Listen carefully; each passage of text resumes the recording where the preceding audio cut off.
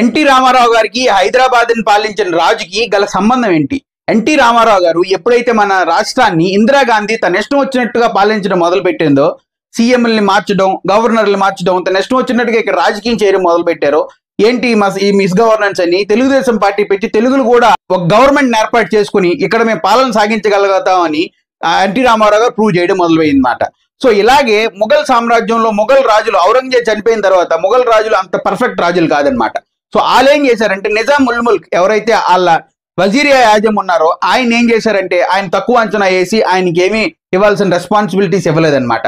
So ఆయన ఏం చేశాడంటే, ఆయన విసిగిపోయి ముఘల్ రాజుల దగ్గర ఆయన హైదరాబాద్ వచ్చేసి ఆయన హైదరాబాద్ స్టేట్ ని ఫామ్ చేయడం జరిగిందనమాట. అది ముందుకు ఎలా వెళ్ళిందో మన అందరికీ తెలుసు. సో ఈ షార్ట్ ద్వారా మీరు తెలుసుకోవాల్సింది ఏంటంటే, ఒక వీక్ లీడర్ దగ్గర ఒక ఏబుల్ అయిన జనరల్, ఒక ఏబుల్ అయిన మ్యాన్ ఉండలేడనమాట.